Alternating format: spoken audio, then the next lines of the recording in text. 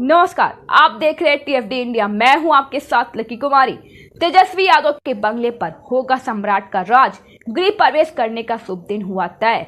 बिहार के नेता प्रतिपक्ष तेजस्वी यादव के बंगले पर सम्राट चौधरी का राज होगा।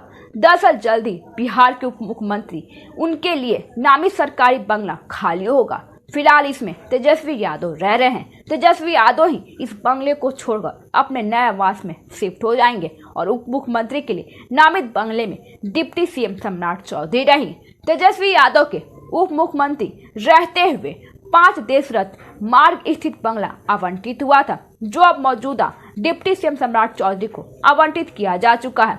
ऐसे में अब जल्द तेजस्वी इस आवास को खाली करेंगे और सम्राट चौधरी इसमें शिफ्ट करेंगे। भवन निर्माण विभाग के आधिकारिक सूत्रों के अनुसार सम्राट चौधरी विजयादशमी यानी दशहरे के मौके पर इस घर में प्रवेश करेंगे। इसके पहले तेजस्वी यादव को यह बंगला खाली करना होगा।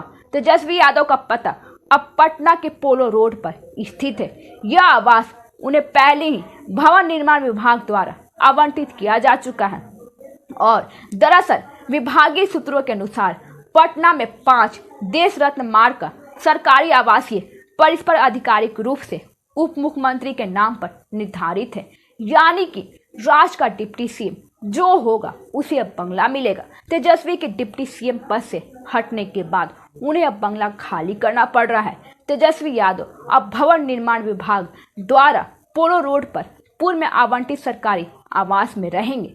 वहीं मौजूदा सरकार में 2 डिप्टी सीएम हैं। ऐसी स्थिति में पहले स्थान पर मौजूद उप मुख्यमंत्री को देश रत्न मार्ग वाले बंगला का आवंटन किया गया है। विजयादशमी के दिन सम्राट चौधरी इस बंगले में प्रवेश करेंगे। विधानसभा चुनाव से पहले नेताओं की खरीद फरोख्त कर रही है। भाजपा सीपीआई महासचिव डी राजा का बड़ा आरोप। भारतीय कम्युनिस्ट पार्टी के महासचिव डी राजा ने भाजपा पर हमला बोलते हुए बड़ा आरोप लगाया है। डी राजा ने कहा कि झारखंड में विधानसभा चुनाव से पहले भाजपा नेताओं की खरीद फरोख्त कर रही है।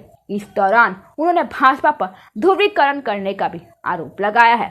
बता दें कि डी राजा इस साल के अंत में राज्य में होने वाले विधानसभा चुनाव के लिए पार्टी की रणनीति पर चर्चा करने के लिए झारखंड पहुंचे थे।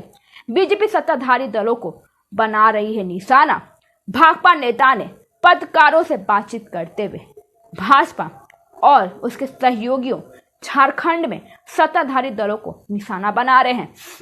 इसके लिए कामकाज को बाधित करने के लिए जरूरत पड़ती है तो सत्ताधारी दलों को नेताओं को अपने पाले में कर लेते हैं। झारखंड में ऐसा हो रहा है। राजा ने आरोप लगाया कि घूसपैठ के मुद्दे पर अगर वे गंभीर हैं तो उन्हें केंद्रीय गृह मंत्री को देश को स्पष्टीकरण देना चाहिए।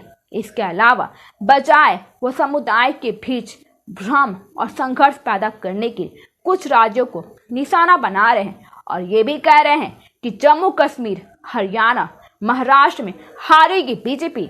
उन्होंने कहा कि भगवा पार्टी झारखंड में खासकर संस्थान परगना में घूसपैठ बढ़ने का आरोप लगाती रही है।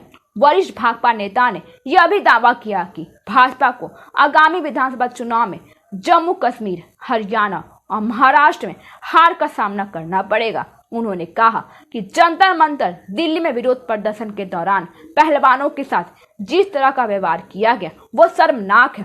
अब केवल खिलाड़ियां ही नहीं बल्कि हरियाणा के लोग में गुस्सा भी है। झारखंड में सभी दलों को करेंगे एकजुट।